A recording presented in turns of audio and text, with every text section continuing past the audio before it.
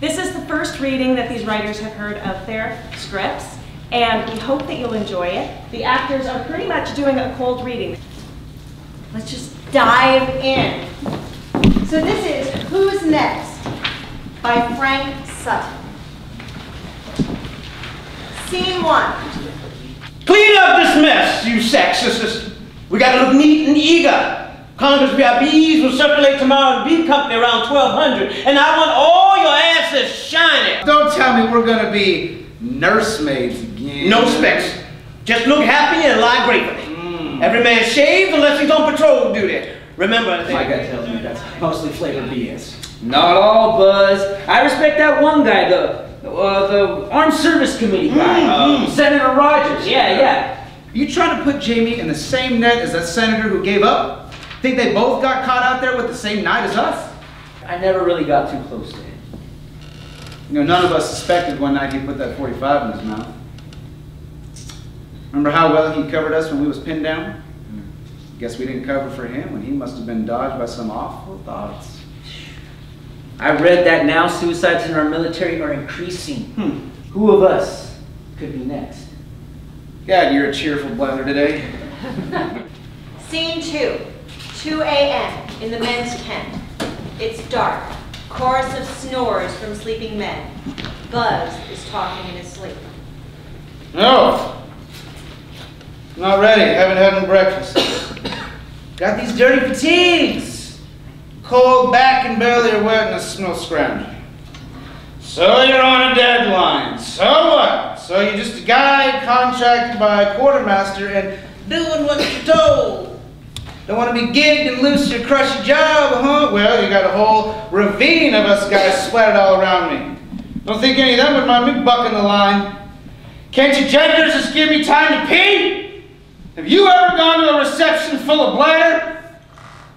Not fun, I tell you. Oh, hey, my head. Leave me alone. Quit shaking me. Leave me alone. Wake up, Buzz! You're having another nightmare. You're soaked. Let me get you a towel. Oh my God. It can't be the beer. Only had 2. Guess they may have set me off. You're right. I know. Maybe I gotta come back. Scene 3. Next morning. Driving in the Humvee. Senator O'Leary has joined the boys. Buzz, you okay? Yeah. Your hands are shaking. Change seats with me. Let me drive for a while. Yeah. Just keep scouting. Put those glasses on. Yeah. It's nothing. Thanks. Something I ate. Yeah. Hard to sleep last night thinking about guiding this neat lady round. On this jumpsuit of yours already feels softer than mine. Hand me a aspirin from the kit, will you? Here's 2 buffer. Better on your gut. Thank you. Now on a more serious note, can an old grammar school teacher ask you a dumb question? Oh, glad you're out of the cage, ma'am. I'm no expert, but I'll answer anything I know. Ma'am, I don't believe any questions you'll ask will be dumb, but there's so much they don't tell us. We have orders to protect you and not to go off the reservation. Since we have no lady lieutenant chaperones, we'll have to play gallant and turn our heads if you hear the call of duty. Call of the wild, you know what I mean? I thoroughly enjoy being taken care of by you 2 conscientious parents, but since this junket is for fact-finding, I want to see it all. The good, the less than good, and the ugly, so don't protect me too much from my own shadow. Scene 4. 2 hours later at the memorial. Ron and Buzz are restless, pacing up and down, waiting. Where is she? It's been over 40 minutes. Glad you took that poncho. 4 hours pass. GI troop carrier pulls up. Leary gets out of the Jeep. Oh, it's her! What a relief. Sorry.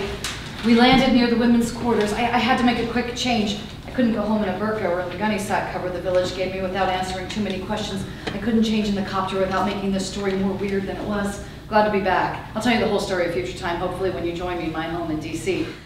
I will share with Congress your concerns and hope. Together we will do our part to end the reason you are all here. End of play.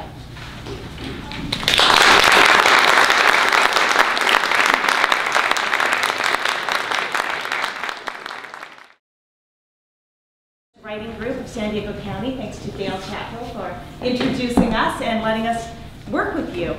There are other writers, veterans group from Point Loma that worked with us in the crowd today, and I'm really excited that they're here too to celebrate this work.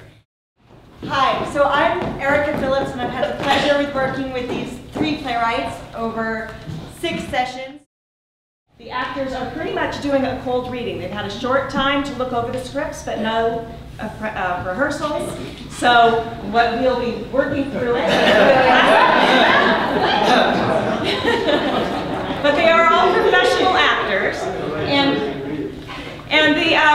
the playwriting class was led by Erica Phillips, who is a teaching artist with Playwrights Project and a phenomenal actor. And I just want to add that also thank you to ACVAL for hosting the sessions that we held, and the James Irvine Foundation made it possible for us to do this. They funded the program, and we are thrilled to be sharing these works with you. And I'll turn it over to Ina. Great. Before we start, may I ask you to please turn off your cell phones, unwrap any candies. Instead of reading, I don't know if we have to officially tell you that the emergency exit's that way. If something happens, go out the way you came in.